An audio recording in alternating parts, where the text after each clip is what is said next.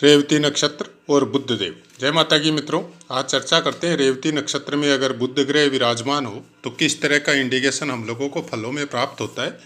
प्रथम चरण कई भाषाओं का जानकार हो सकता है और कुछ हंसी मजाक करने की प्रवृत्ति होती है। दूसरा चरण दार्शनिकता का पुट ज़्यादा होता है, गुरु की दृष्टि हो तो चिंतन स्पष्ट और उचित भी होता है।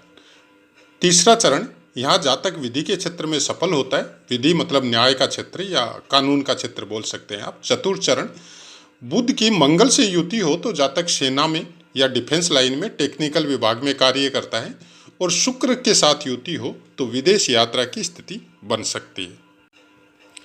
बुध ग्रह रेवती नक्षत्र में और उसके ऊपर विभिन्न ग्रह की दृष्टियाँ। सूर्य की दृष्टि ज्ञानी और अंतिम समय में मतलब लास्ट में जो आप समझ लो 40 या 50 साल के बाद में बहुत सफल होता है और सुखी होता है। चंद्रमा की दृष्टि राइटर या मिलनसार हो सकता है। मंगल देव की दृष्टि वाणी में थोड़ी कठोरता हो सकती है। गुरुदेव की दृष्टि कुलीन और राजनीतिज्ञ होता है, और कुछ इनकी दृष्टि से कुछ न कुछ ऐसा चिंतन में कुछ स्पष्ट या कुछ मतलब डायरेक्ट उसके ऊपर पिन पॉइंट के ऊपर पहुंच सकता है और सफल होता है। शुक्र देव की दृष्टि राशि ठाट-बाट, और शनि देव की दृष्टि कुछ खर्चालू प्रवृत्ति हो सकती है और इंसान चालाक होता है। अब जैसा कि पाठ का नियम है, पहला पार्ट हमारा यही रहता है कि आपके पुस्तक में जो भी लिखा हुआ है अक्षरश वैसा का वैसा शब्दों का ध्यान रखते हुए बताया जाए। दूसरा पार्ट उस पर चर्चा करते हैं कि क्या ऐसा हो सकता है। सब पाठों में प्राय हम बताते हैं कि सूर्य बुध मंगल शुक्र, मंगल की फिर भी आ सकती है।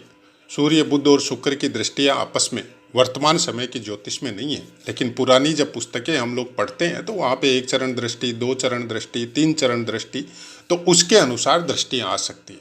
ये भी जो नक्षत्र की पुस्तकें हैं जो हमारे पास है पुरानी, उसमें उसी को इंडिकेट करते हुए फलों के बारे में बताया गया है। तो क्या जो लिखा हुआ वो सत्य होता है? बहुत कुछ सत्य होता है, बहुत कुछ नहीं होता है। क्योंकि जब भी कोई ज्योतिष की पुस्तकें आप पढ़ते हैं तब आपको साफ साफ बोला जाता है, शुरू में ही प्रस्तावना में ही बोला जाता है ये कि वेदज्ञ की ये ड्यूटी है कि जिसका भी आप फलादेश कर रहे हो, जिस कुंडली का प्रिडिक्शन कर रहे हो, उसके बारे में पूरी जानकारी आपके पास होनी चाहिए। कैसी जानकारी?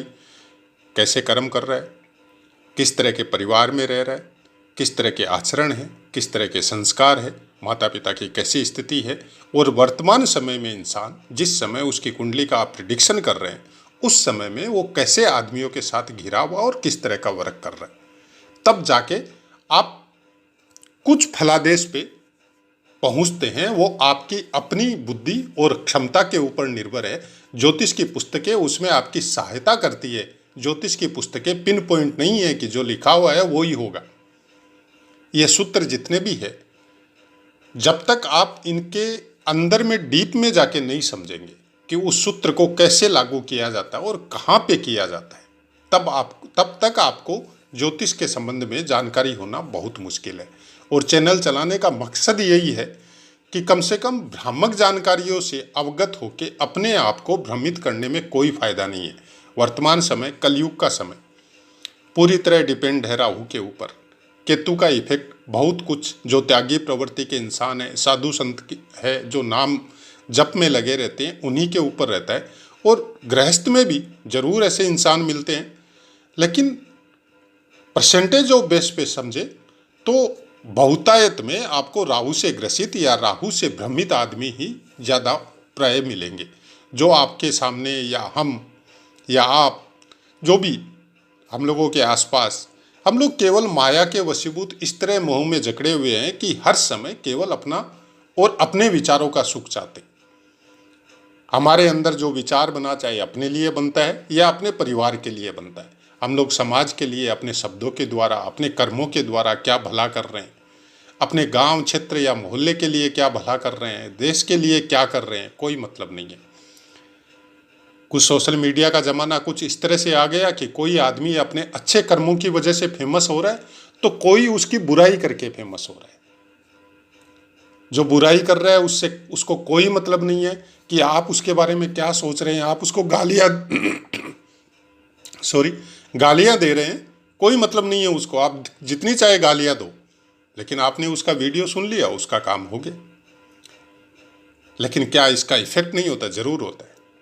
एक नेगेटिव एनर्जी है, एक पॉजिटिव एनर्जी है। जब आप बार बार अपनी फाइनेंस पोजीशन को या अपने नाम को चाहे नेगेटिविटी से ही फेमस करने के चक्कर में जब लग जाते हैं, तो धीरे धीरे आप खुद नेगेटिव बनते जाते हैं। और उसका नतीजा जब मिलता है तब वो सोशल मीडिया में दिखाई नहीं देता है, क्योंकि लोग तब तक भूल जाता है उसको कि उसके साथ क्या हुआ। वो जब फेमस होता है तब भी थोड़ा याद रहता है, लेकिन नेगेटिव रहते रहते बाद में उसके साथ जो गलत होता है, चाहे उसकी बॉडी के साथ हो, चाहे उसके दिमाग के साथ, वो कहाँ गुम हो जाता है, कोई उसकी परवाह नहीं करता है, कोई उसके बारे में ध्यान भी नहीं देता है। लेकिन जो पॉजिटिव वे में फेमस होता है, अपने कर्मों से फेमस होता है, अपने त्याग से फेमस होता है, अपने ज्ञान से फेमस होता है, उस आदमी की लास्ट समय तक लोग रखवाली भी करते हैं और उसके साथ भी जुड़े रहते हैं, और उसका पता भी रहता है कि उसके साथ अंत तक क्या हुआ। यही कुछ राहु के बारे में है। जब आप कोई भी ग्रह की प्रिडिक्शन जब करते हैं, तो उसके अंदर आपके अंदर जो प्रिडिक्ट कर रहा है, जो ज्योतिष है, उसके अंदर केतु और गुरु का इफेक्ट होना बहुत जरूरी है। अब केतु और गुरु आपकी कुंडली में वो योग कारक है कि नहीं है, ये अलग मैटर करता है। प्रारब्ध के द्वारा आपको वो चीज़ें मिली है या नहीं मिली है, वो अलग चीज़ है। लेकिन आपने कर्मों के द्वारा उसको इफेक्ट कर लिया। जैसे आपके अंदर एक ऑटोमेटिक इस तरह का वातावरण बन गया, चाहे पारिवारिक संस्कारों की वजह से हो, चाहे साधु संतों के आशीर्वाद की वजह से हो, चाहे आपने कुछ ऐसा किया कि प्रकृति ने आपको कुछ इस तरह की चीज़ें अलॉट कर दी कि आपके अंदर त्याग की भावना ज़्यादा आ गई, परोपकार की भावना ज़्यादा आ गई, दूसरे का दुख देख के आप दुखी होने लग गए। इसका मतलब केतु आपका एक्टिव हो गया। और जब केतु एक्टिव होता है तो आपकी वो चीज़ें जागृत होती है जो एक्चुअल में आपको चाहिए, और उस चीज़ के द्वारा समाज का, देश का, अपनों के द्वारा सबका भला होता है। अब भला ज्ञान के स्वरूप में हो सकता है कि आप किसी को सही गाइड कर रहे हो।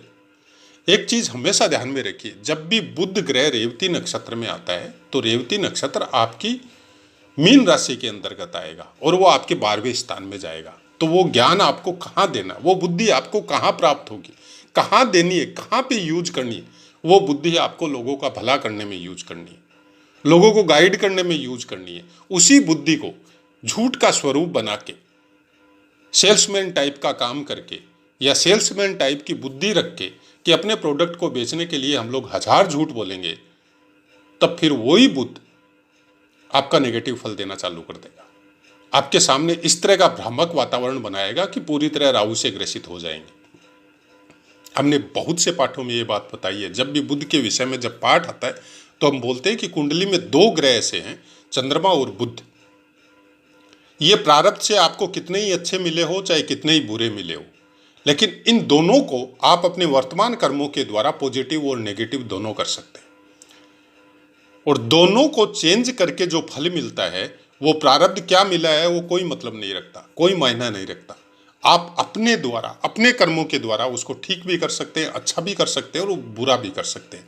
बशर्ते वो देखना पड़ेगा कि आपका लग्न कौन सा है, आपके कौन से स्थान में बैठा है। 1000 तरह की कुंडलियां बनती है, वर्ग कुंडलियां बनती है, नक्षत्रों का अलग चरण होता है, बहुत से ग्रहों की दृष्टि एक दूसरे के ऊपर निर्भर होती है, और कौन से स्थान में बैठा है, स्थान अपना महत्व रखता है। काल पुरुष की कुंडली अनुसार अगर रेवती नक्षत्र में बुध बैठा हुआ है तो आपके 12वें स्थान में बैठेगा। अब आपका लग्न कोई दूसरा हो सकता है, तो वहां पे आपकी फिर दूसरी ड्यूटी बन जाती है। लेकिन बुध के विषय में एक बात, सबसे बड़ी बात जो बोली जाती है, वो ये बोली जाती है कि जहां तक हो सके अपनी बुद्धि को कुछ इस तरह से निर्मल रखिए कि उस बुद्धि के द्वारा अपना ही नहीं दूसरों का भला हो। अपनी बुद्धि को उस लेवल पे मत जाइए कि केवल हमारा भला होना चाहिए, केवल सेल्फ होना चाहिए, मेरे अंदर वाकपटुता है, मेरे को सरस्वती का वरदान मिला है, मेरे को भगवान का ऐसा वरदान मिला है कि मैं सामने वाले को अपनी वाणी के द्वारा वशीभूत कर सकता हूँ और उसका फायदा उठा सकता हूँ। तब फिर बुद्ध आपका नेगेटिव हो जाएगा।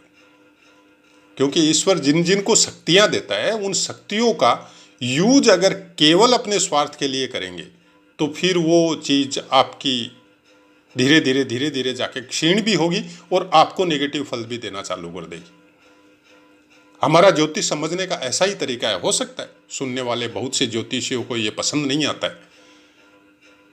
अब नहीं आता है तो हमारे पास कोई ऑप्शन भी नहीं है। हमने 30 सालों में यही सीखा है कि जब भी आपका कोई भी ग्रह अगर नेगेटिव है या पॉजिटिव है तो अपने कर्मों के द्वारा आप उसको नेगेटिव और पॉजिटिव दोनों बना सकते हैं। वर्तमान कर्म का बहुत बड़ा इफेक्ट होता है आपके प्रारब्ध के ऊपर। प्रारब्ध से आपको जो मिला है वो फिक्स है, आपके माता पिता फिक्स है, आपका परिवार फिक्स है, आप जिस क्षेत्र में पैदा हुए वो फिक्स है। लेकिन कर्म सब इंसानों को छूट मिली है, पशु पक्षी और जानवरों को नहीं मिली है, वो प्रारब्ध का ही भोग भोगते हैं। लेकिन इंसानों के ऊपर कर्म का महत्व इतना ज़्यादा है, और उसके ऊपर हम लोगों का धर्म ग्रंथ गीता यही बताती है कि अपने कर्मों के विषय में चिंतन कीजिए, न कि अपने प्रारब्ध के विषय में। प्रारब्ध जो मिला है उसको भूल जाइए, वो अपने समय के अनुसार चलता रहेगा। लेकिन जब आप अपने कर्मों में कर्मठ होंगे, सही कर्मों का, सही आदतों का, सही दिनचर्या का चुनाव करेंगे, तो जो प्रारब्ध आपको गलत भी मिला है वो गलत प्रारब्ध कब आएगा और कब चला जाएगा आपको पता भी नहीं चलेगा। तो क्या सब चीज़ ठीक करके हम लोग करोड़पति अरबपति नहीं हो सकते? वो आपकी परिस्थिति के ऊपर निर्भर करता है। कोई भी आदमी अचानक से फलाही होता है तो उसके ऊपर राहु की विशेष कृपा या राहु का विशेष भ्रम होता है, वो कर सकता है, हर आदमी नहीं कर सकता। लेकिन हाँ, उसकी आत्मा मजबूत होती है, उसका विल पावर मजबूत होता है, किसी भी परिस्थितियों में घबराता नहीं है। जब अपने कर्मों को सही रूप से जब वो करना चालू करता है तो बहुत कुछ वो ग्रह भी जो नेगेटिव होते हुए भी उसकी हेल्प करते हैं। ये प्रत्यक्ष में एक्सपीरियंस में देखा है हमने किसी पुस्तक में नहीं पढ़ा है। ये हो सकता है हमारी बात गलत हो, लेकिन अगर आप इसके विषय में चिंतन करके अपनी दिनचर्या को सुधारने की कोशिश करते हैं, थोड़ा समय लगेगा। ऐसा नहीं है कि कोई 1-2 महीना या 5 महीना 10 साल में, 1 साल में या 6 महीने में हो जाएगा। लेकिन हाँ, निरंतर चिंतन करके अगर सुधार करते गए तो धीरे धीरे आप खुद देखिएगा कि आपके अंदर नेगेटिविटी धीरे धीरे दूर होती जा रही है, और आप खुद अच्छे बुद्ध की तरफ, अच्छे गुरु की तरफ, और केतुदेव आपका धीरे धीरे इफेक्ट होते जा रहा है। और इसका बहुत अच्छा रिजल्ट आपको अपनी जन्मपत्री सुधारने में मिलता है। बोलता है ना, ग्रह एक्टिव नहीं है, ये भाव एक्टिव नहीं है। कोई भी भाव और कोई भी ग्रह सब एक्टिव होने के बाद में ही जातक का जन्म होता है। डीएक्टिव कोई भी ग्रह या कोई भी भाव नहीं होता है। तो इस भ्रम में पड़ने की कोई ज़रूरत नहीं है। अपने हिसाब से आपको क्या करना है ये आपको सोचना है। बुद्धि के ऊपर किसी ग्रह का नियंत्रण नहीं होता है, आपकी दिनचर्या का और आपके मनोस्थिति के ऊपर निर्भर होता है सब कुछ। आपका मन क्या बोलता है, अगर वो गलत बोलता है कि ये बोल रहा है कि ये गलत काम है, तो उससे दूर हो जाइए, उसको करने से अपने आप को दूर कीजिए। तब जाके धीरे धीरे आपकी कुंडली में भी सुधार होगा और आपका बुध ग्रह भी एक्टिव और अच्छा होगा। चाहे आपकी जन्मपत्री में वो कोई किसी भी स्थान का स्वामित्व उसके पास हो, वो कैसा भी बैठा हो, कोई मायना नहीं रखता।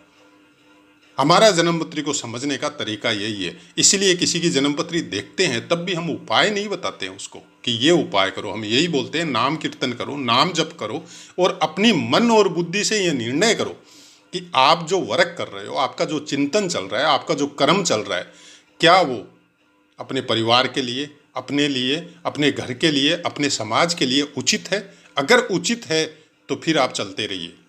धीरे धीरे सब चीज़ टाइमलाइन के हिसाब से सब चीज़ आपके अनुरूप होगी, और अगर वो गलत है तो उसको चेंज कीजिए, तब जाके धीरे धीरे सुधार होना चालू होगा। तो हमारा ज्योतिष समझने का यही तरीका है। आशा है मित्रों पाठ समझ में आया होगा। अब अपनी वाणी को विराम देते हैं और आपसे आज्ञा लेते हैं। जय माता।